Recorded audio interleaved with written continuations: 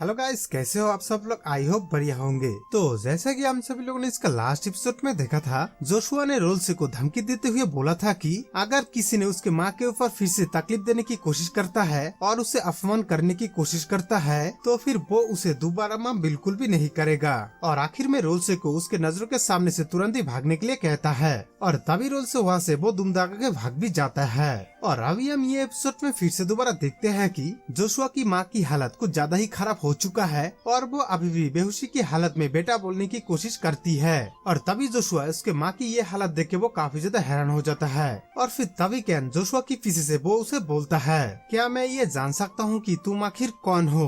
तो फिर ये तो नहीं जो मैं सोच रहा हूँ वो बच्चा तुम ही हो। और तभी जोशुआ वो उसे बोलता है, मुझे लगता है कि तुम अभी मेरे बारे में कुछ बेकार की बातें सोच रहे हो जिसे जान के तुम्हारा कोई फायदा नहीं है। और तभी कैन उसके बात सुनकर वो फिर से हैरानी होकर उसे बोलता है, लेकिन तुम्हें देख के मुझे कुछ अजीब से हैरानी हो रहा है क्योंकि मैं जिस बारे में सोच रहा हूँ वो तुम अलग बिल्कुल भी नहीं हो, वो और जिसे मैं अपने आदों से जानता हूँ। और तभी जोशुआ वो फिर से उसे बोलता है, अच्छा तो फिर ठीक है, तुम जो सोच रहे हो वो शायद एकदम ठीक ही है क्योंकि मैं ही हूँ तुम्हारा मास्टर का नाजायज औलाद जो किसी को भी मैं जरा सा भी पसंद नहीं आता हूँ और इसी वजह से मुझसे कोई भी बात नहीं करता है और जिस वजह से मैं एक गूंगे की तरह रहता हूँ और कचरे को साफ करता रहता हूँ। और फिर तभी कैन उसके ये सब कुछ बात सुन के वो काफी ज्यादा सोच में पड़ जाता है और तभी वो थोड़ा सा गुस्सा होके वो जोशुआ को बोलता है, अच्छा तो फिर ये तुम हो? और तभी जोशुआ वो बोलता है, हाँ ये मैं ही हूँ। और तभी कैन वो फिर से जोशुआ को बोलता है, अच्छा तो फिर ये सब कुछ तो अभी के लिए ठीक है, लेकिन अगर ड्यूक एग्नेस ने इन कमांडर के बारे में मुझे कुछ पूछता है तो मैं इसका क्या जवाब दूंगा? जोशुआ कहता है, ये तो फिलहाल के लिए मुझे भी नहीं पता। और तभी कैन वो फिर से दोबारा जोशुआ को बोलता है, तो फिर मुझे ही ड्यूक एग्नेस का इस सवालों का सामना करना पड़ेगा। और तभी वो फिर से उसे दोबारा बोलता है, मुझे अपने ऊपर पूरा भरोसा है, मैं ये कर सकता हूँ और मैं अगले साल से मेरी ड्यूटी के अलावा तुम्हारे देखभाल की ख्याल भी अच्छी तरीके से रखूंगा। और फिर तभी ड्यूक उसकी तरफ देखते हुए वो उसे बोलता है, तुम्हें आखिर ड्यूक एग्नेस ने जिस काम के लिए रखा है उस काम को ही चुनना तुम्हारे लिए सही होगा, ना कि तुम्हें मेरा सेवा करने के लिए ड्यूक एग्नेस ने रखा है। और तभी वो हंसते हुए वो फिर से दोबारा उसे बोलता है, नाइट कैन तुम जानते हो तुम एक बहुत ही अद्भुत पर्सन हो। और तभी अचानक से जोशुआ की माँ उसके पीछे से आके वो उसे बोलती है, जोशुआ बेटा जोशुआ।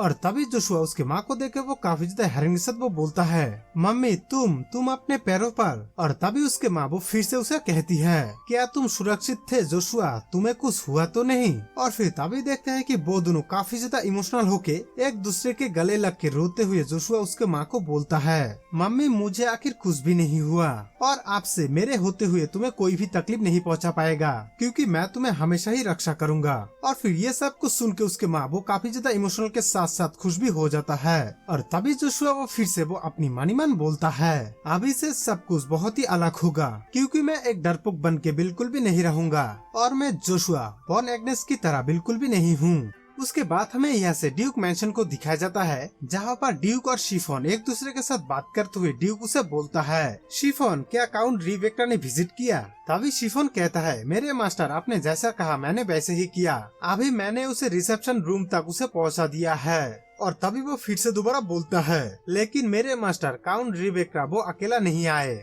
और तभी ड्यूक उसके बात सुनकर वो उसे बोलता है, क्या वो अकेला नहीं आए? तो फिर उसके साथ आखिर कौन आया है? तभी शिफॉन वो कहता है, मिस इस्लिन उसके साथ आई है। और फिर तभी ड्यूक इस बात पर वो बोलता है, अच्छा आप मुझे पूरी तरह से समझ में आ गया है, वो सब कुछ पूरी तरह से खत्म करना चाहता है। और तभी हमें काउंट रिवेक्टा और मिस इस्लिन को दिखाया जाता है और कहा जाता है कि काउंट रिवेक्टा ड्यूक के तुलना में उतना पावरफुल नहीं है, लेकिन वो किसी वजह से ड्यूक मैंशन पे वो आज आया है। और तभी हमें और एक लड़की को दिखाया जाता है जिसका नाम इस्लिन जीन बेकरा होता है और साथ में बोला जाता है कि ये काउंट रिवेक्रा की बेटी भी होता है और वो जीनियस बाबल के साथ प्रैक्टिस करने के लिए आई है और इसी मकसद से काउंट रिवेक्रा उसके बेटी को यहाँ पर लाया है। उसके बाद देखते हैं कि ड्यूक वो शिफॉन को फिर से दोबारा बोलता है, शिफॉन मैं कुछ दिनों से फोन कॉल की वजह से बहुत ही परेशान हो चुका हूँ और मैं ये दोबारा परेशानी बिल्कुल भी नहीं झेल पाऊंगा। और तभी शिफॉन वो बोलता है, मास्टर ड्यूक वो सब कुछ तो ठीक है, लेकिन क्या आपने सोचा है कि हमारा यंग मास्टर बाबल वो अगले साल 15 साल का हो जाएगा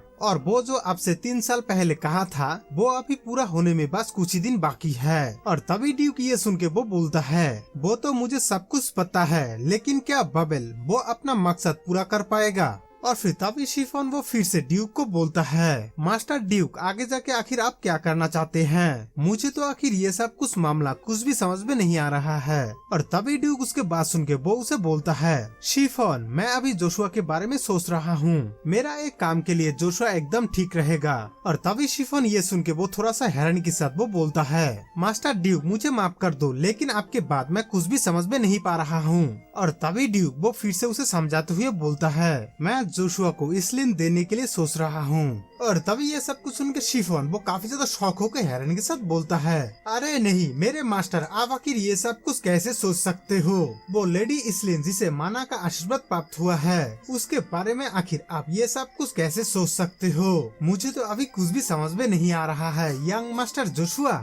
उसके बाद हमें कुछ टाइम बाद फिर से दोबारा दिखा जाता है कि जहाँ पर एग्नेस डेसिस के गेस्ट रूम पर बहुत सारे गेस्ट आए हुए हैं और उन्हीं सभी गेस्ट के लिए खाने पीने का इंतजाम भी बहुत ही अच्छी तरीके से किया हुआ है। और तभी एक वेटर सभी को बोलता है, ड्यूक एग्नेस आ गया है। और तभी साइड से देखते हैं कि ड्यूक और शिफॉन वो चलते हुए सामने की तरफ आ रहा है। फिर ड्यूक सामने की तरफ सभी गेस्ट को देखते हुए शिफॉन को वो बोलता है, शिफॉन, मैंने जितना सोचा था उससे कई ज्यादा गेस्ट आए हैं। और तभी एक लड़की ड्यूक के सामने आके वो ड्यूक को बोलती है, मैं अपने मन से ड्यूक को स्वागत करती हूँ। और हमें बताया जाता है कि इस लड़की के नाम चरल फोंटे है और ये हाउस फोंटे की बेटी है। और फिर तभी ड्यूक उस लड़की की बात सुन के वो उसे बोलता है, हे चरल, तुम्हें आखिर यहाँ पर इतना देर से क्यों लाए हैं? तुम्हें तो यहाँ पर पहले ही आना चाहिए था। और फिर तभी यहाँ पर साइड से उसके पिता यानी हाउस फोंटे वो बोलता है, मेरे भगवान, यहाँ पर देर से आने के लिए मुझे माफ कर दो, क्योंकि लेडी चरल की कुछ परेशानी ऐसा था जो हमको यहाँ पर देर से आना पड़ा। और तभी ड्यूक उसके बात सुन के वो उसे बोलता है, हे कॉक्स, तुम्हें आखिर इस तरह से माफी मांगने की जरूरत नहीं है, मैं समझ सकता हूँ। और भले ही हम लोग एक ही शहर में रहते हैं, लेकिन कुछ प्रॉब्लम के लिए हम लोग हमेशा नहीं मिल सकते हैं। और अभी देखो, मैं तुमसे मिलकर बहुत ही खुश हूँ। और तभी कॉक्स उसके बात सुन के वो थोड़ा सा इमोशनल होके वो बोलता है, मैं आपके मुँह से मेरे बारे में इस तरह से बात करता हुआ मैं सुनूंगा, मुझे तो ये जरा सा भी यकीन नहीं था।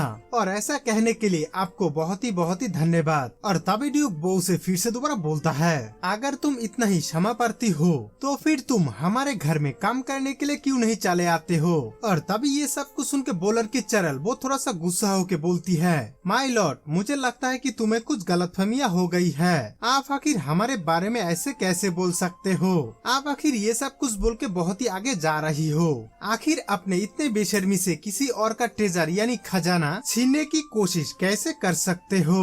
और तभी उसके पापा उसे रोकते हुए वो बोलता है, माय लेडी, तुम रुक जाओ, तुम आखिर ये सब कुछ क्या बोल रहे हो? तुम्हें आखिर बड़ों के साथ इस तरह से बात करना शोभा बिल्कुल भी नहीं देता है। तो फिर गाइस, अभी हमारा ये एपिसोड की डीएन यहाँ पर ही होता है और हम लोग बहुत ही जल्द इसके नेक्स्ट एपिसोड में देखेंगे कि ड्यूक एग्नेस उस लड़की की बात सुन के वो उसका जवाब क्या देता है और ये लड़की आगे जाके आखिर क्या क्या करता है। तो फिर गाइस, अभी तक जिसने भी वीडियो को लाइक नहीं किया है वो जल्दी से इस वीडियो को लाइक करके जाना, और चैनल पे नया हो तो हमारे नेक्स्ट एपिसोड देखने के लिए चैनल को याद करके सब्सक्राइब जरूर कर देना। तो फिर मिलते हैं हम सभी बहुत ही जल्द किसी और एक नए एपिसोड में। अभी के लिए टाटा, गुड बाय, टेक केयर।